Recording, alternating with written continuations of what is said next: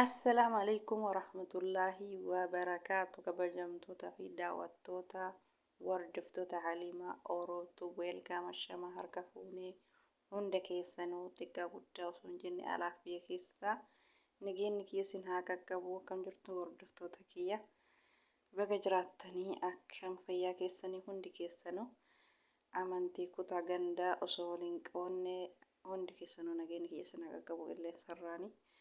Egaa hordoftoota kiyya viidiyoon kee kan irraa haasa'uu dhufe waan garaa nama nyaatu jechuudha.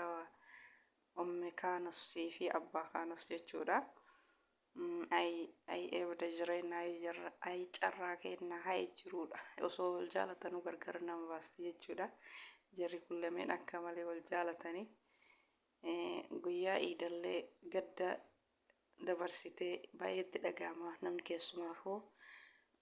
Ilmoo ofii gatee deeme itti dhaga'amaa jechuudha. Baay'eetti dhaga'amee guyyaa iidaa sanillee osoo boottuu oolte yeroo laayif irra taa'anii waliin haasa'anii laakiin maal godharre jireenyi osoo wal jaalatanuu gargar nama fageessa. Carraa kenna jiruun carraaqatan malee jabaatadha namni kanumaaf wal biraa fagaata. Osoo wal jaalatu sababa jireenyati jecha wal biraa fagaatee jiraata jechuudha ilmi namaa.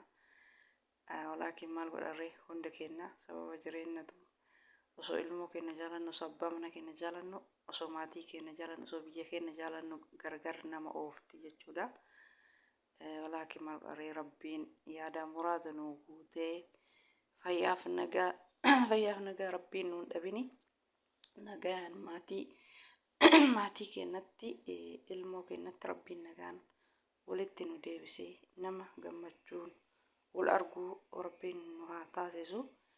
Homaa miti jiruun duniyaa inuma tartii gaafa tokko gaddalleen dabarsan gaafa tokko gammachuudha inshaallah. Gaafa deeman gaddaa gaafa galan immoo gammachuudha. Rabbiin gammachuu san nu dhabsiisini. Muraada nuu guutee yeroo gabaabaa keessatti nama maatii ofii bira deebi'ee gammadu rabbi nu haa taasisu. Rabbi nagaa walitti isin haa deebisu. Jajjabaadhaa of jajjabeessaa isin lachuu isiniin jedha umma kaanosii fi abbaa kaanos rabbiin isin haa jajjabeessu. Jiruun duniyaa tuni jabaatanii dafanii tattaafatanii dalagatanii rabbiin yeroo gabaabaa keessatti muraada namaa guute inshaallah. Nama maatii ofiitti deebi'u rabbi isin haa taasisu. Namni ima namatti dhaga'ama wallaahi namni osoo wal jaalatu jireenyi garaa jabaattee gargar nama baafti jechuudha. Rabbiin yeroo gabaabatti isiniif haa laaffisu. Nu maraafuu biyya namaa keessa faca'ee jiru sababa jireenyati malee wanti biraan jiru. Wanti osoo ilma ofii jaalatan biyya ofii osoo jaalatan haadha abbaa ofii osoo jaalatan wanni gargar nama baasu sababa jireenyati.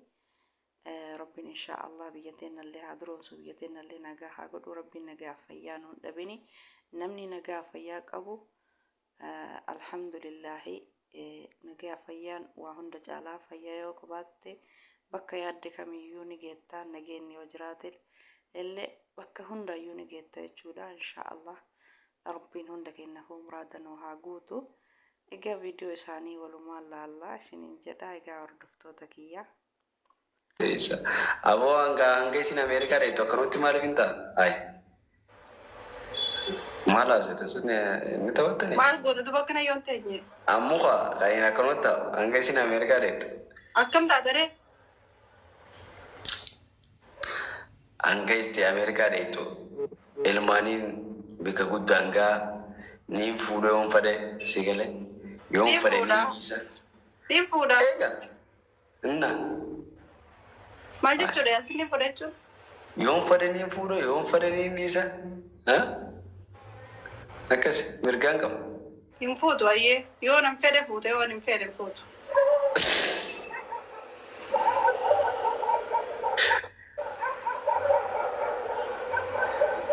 Oke, miira keessa hin galchine.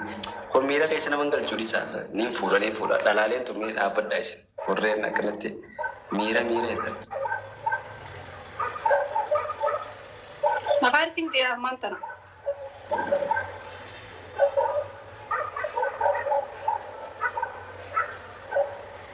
Isimo Awwa Jawaar gaaffii ajaa'ibaati osoo namtichi harka isitti. Maal si gaafate?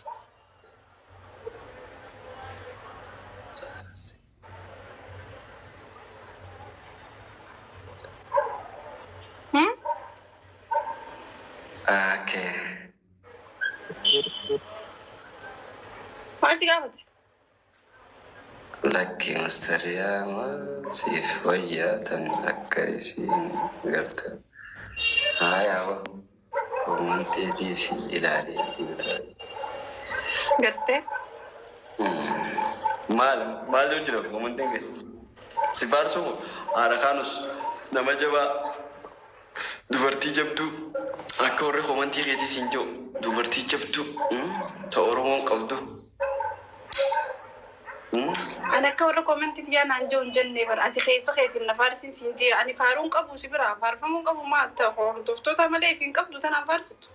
Antanii si faarsuun qabar ati haadha kaanus haadha naalaa akkasi tur Mati seenu? lakkee Malattu? Awwatis hin toone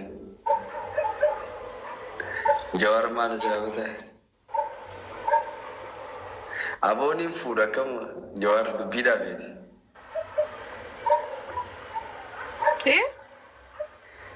Waan biraati irra kubbaa takkaaf ni fuutaman fuutu naan jee achi booddee akkasitti boru dhageetiin fuudhaan jee. Inni maal siin jee silaa? Kaanusiif kubbaa bite beekta sapiraayis godhe.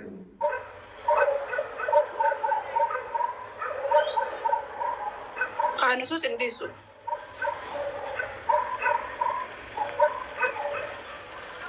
Muhee galatoome wallaadha jee. Awoo wallaahi dhiirtii akkanaatti ni dhiirtii waan obboleetti tiyaan seenannaa. Eenyu akkas siin jee?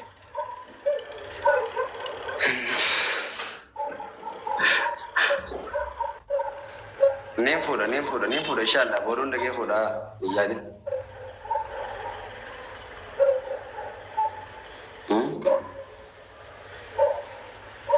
Jawaar Maamad neen fuudha boruun dhagee fuudha. Maal deettee fuutu? Kubbaa barra kaanusi sapiraayis godheera. Kubbaadha? Kubba bittaniifi?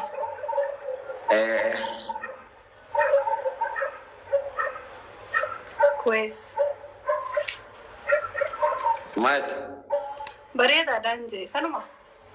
Inshallah wala garra karaa dirreedhaan dhuftu maadaamaa dhuftu.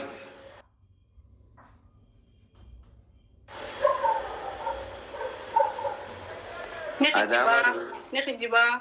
Okay, ni kijibaa waan waliin jechuun jiran naa himaa kaaree komintii naa